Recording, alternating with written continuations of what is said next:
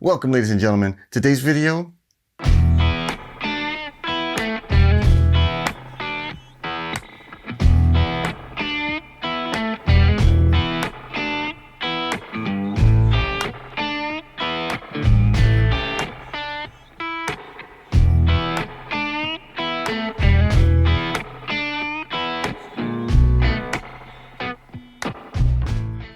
crème brûlée.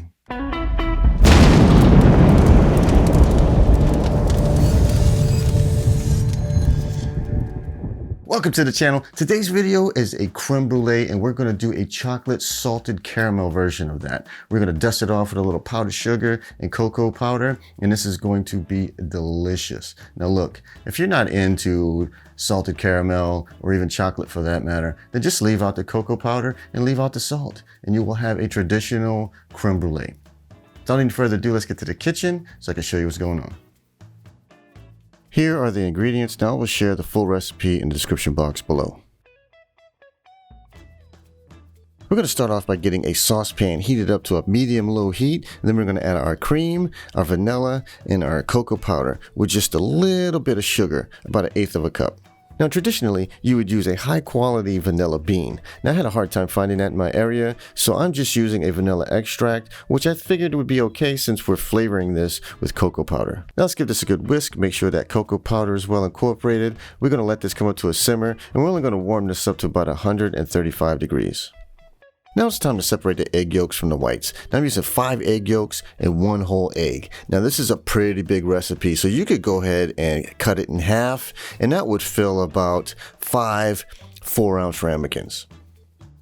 Our cream has come up to temperature, so we've turned the heat off and we're letting that cool just a bit. We're going to add 1/2 cup of sugar to these egg yolks. We're going to give those a whisk just until the egg yolk and the sugar come together. You'll notice that it just so slightly starts to turn a lighter shade of yellow, and that's when it's ready. All right, before we move on, we want to go ahead and preheat our oven to 325 degrees. Now, if you see my situation here, I have this stainless steel bowl on top of a cutting board. I'm going to give you a pro tip here. Roll up a kitchen towel and roll it into the form of like a circle. Set your bowl in there, and that's going to help it from moving around and spinning and stuff while you whisk. Because the thing is you want to add your cream very slowly to this, so you're going to be doing a lot of whisking. You don't want to make it into whipped cream, but you want to get it well incorporated. Now, it's important to slowly add your cream into the egg because you want to slowly raise the temperature of the egg up. If you go too fast and you add too much cream at the beginning, you're going to end up with scrambled eggs, and that's no good. We're trying to make a custard here, not breakfast. So anyway, what I did was I transferred the cream to a measuring cup because it's got a nice little pour spout on it. We're going to slowly add the cream, and once we get about half the cream in there, then it's okay to go a little bit quicker until it's all well incorporated.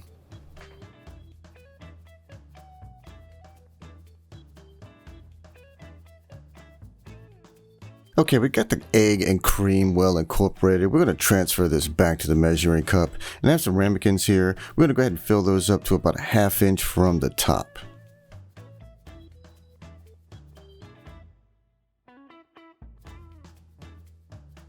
Now what I have here is a ceramic casserole dish. Now you basically just want something that is oven safe with high sides, because we're going to place our ramekins in here, then enough water to come about halfway up the ramekin.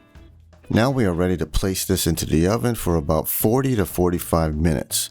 The timer's gone off. I pulled them out of the oven. Now let me show you what it looks like when you know that they're cooked long enough. Now when you can shake it and it has just a little bit of jiggle in the middle like you see here, then you know it's ready. Now we're going to throw these onto a baking sheet, put them in the refrigerator for no less than 2 hours, possibly overnight. That's what's cool about these. You can make these a day ahead of time. Now for the fun part. The only part that's better than this is actually getting to eat it.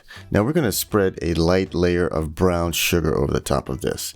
Now if you have sugar in the raw, I would recommend to use that because it works a lot better.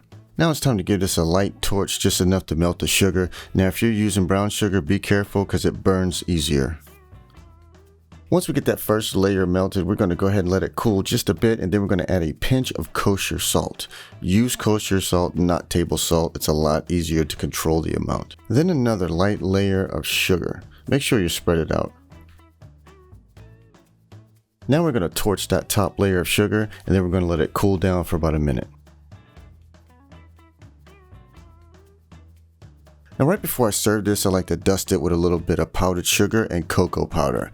Then we're going to garnish it with a little mint leaf, and this is what it looks like.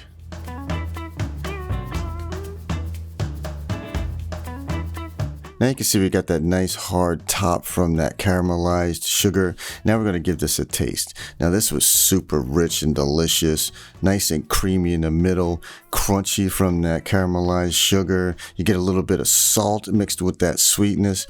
This was ridiculous. You got to try this recipe. Look, if you haven't already and you like to subscribe, click here. If you want to see one of the other videos I have on this channel, check out this playlist, or YouTube thinks this is the video you may want to watch. Either way, click one of those and I'll see you there.